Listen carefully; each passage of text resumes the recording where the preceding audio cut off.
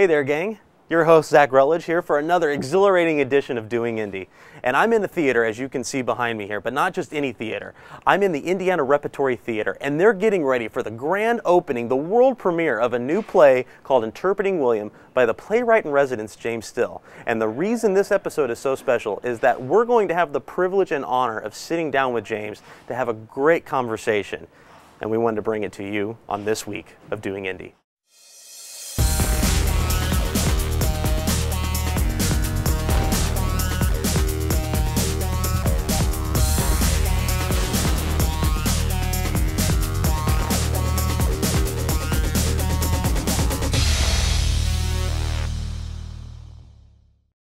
Well, as I said, gang, here we are with the playwright-in-residence, James Still.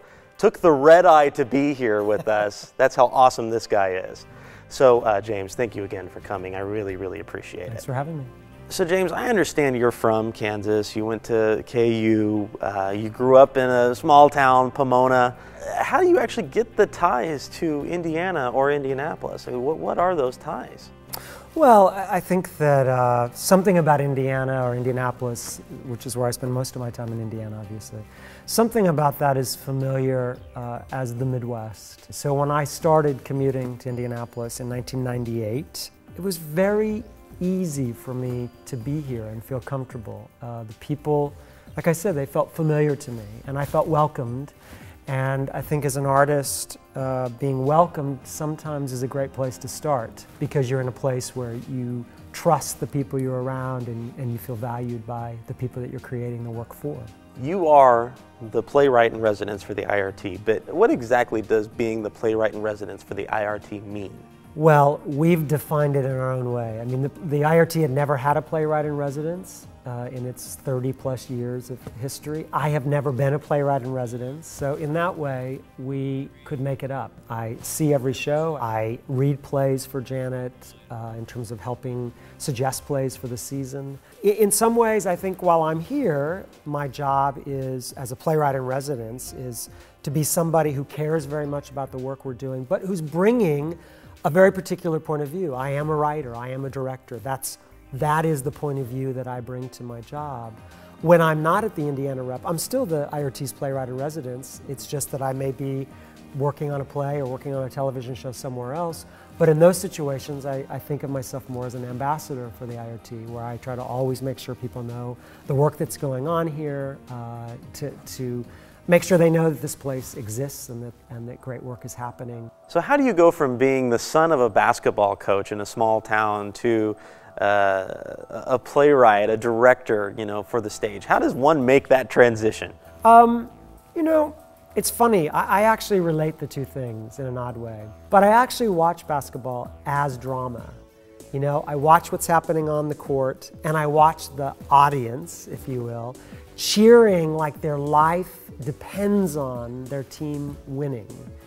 And I often think, I wonder how we could get people to be that passionate about theater.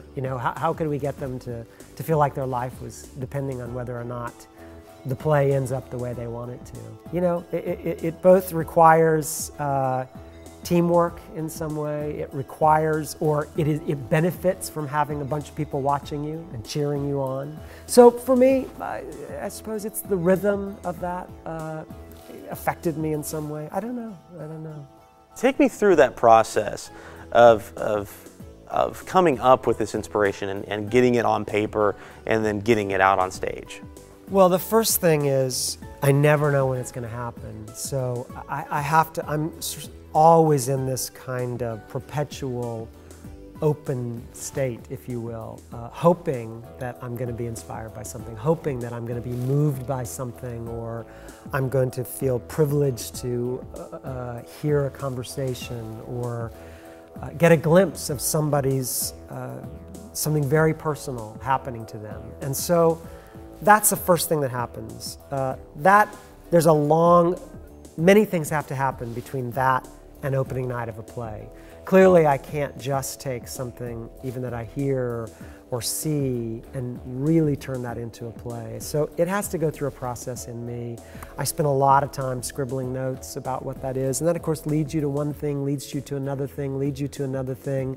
You might eventually, the thing you write may feel like it has nothing to do with that original impulse, but it got you to the thing that you finally wrote about. So that's why I never dismiss anything as a possibility, because A, I'm still figuring it out myself after all these years, but B, every play is different.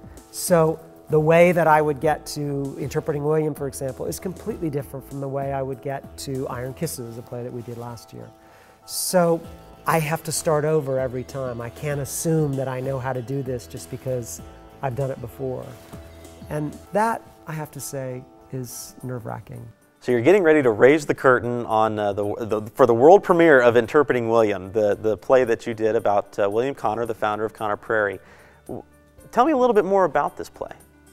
I think Interpreting William is a great example of a play I didn't know I was going to write. What interested me about it was this subject of making decisions, life decisions, and trying to understand that.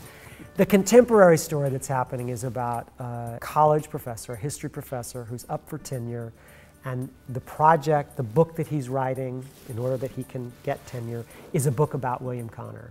And he goes into this thinking he's this brilliant, hotshot professor. He's going to come up with the real goods and finally crack that mystery of why did William Connor do what he did. And he gets in there and finds exactly what I found, which is that it's more complicated than that. There's a line in the play that history is a mystery based on a true story. And that sounds something about what the play is about to me. Now, you had the honor of opening The Heavens Are Hung in Black at Ford's Theater. You get the honor of opening Interpreting William here at the IRT in Indianapolis. Compare and contrast the different repertory theaters across the country that you've opened plays at. You know, I don't want to rank them, but just tell me the differences about the overall arts community here in Indianapolis compared to other places you've been. Well, every theater that I work in has a different vibe, there's no question, and part of that is the community it's based. Part of it is where in the community. The IRT, I think, is partly defined by the fact that we're downtown. For one thing, I feel like, you know, I kind of have a handshake with the audience, which does not mean they're going to like everything I write. I'm not saying that. I'm not trying to write everything that everybody's going to like. I think that's impossible. What I hope, though, the agreement that I've made with our audiences at the IRT is that it's worth the risk to seeing a new play by James Still, which I don't have at Ford's Theater. I don't have at most other theaters. I don't have that relationship. I like to think of the work that I'm doing at the IRT as a conversation that I'm having with the audience, with the community. I think my nightmare would be as if someone picked up one of my plays and blind and read it and said, well, this has to be by James Still. That doesn't interest me. I'd like to keep people guessing and keep them surprised. So Interpreting William is one more in this big experiment, if you will, that is going on between myself and the IRT and the audiences that come to the IRT. Interpreting William runs through the 31st of May, and you can get your tickets at the box office or at irtlive.com.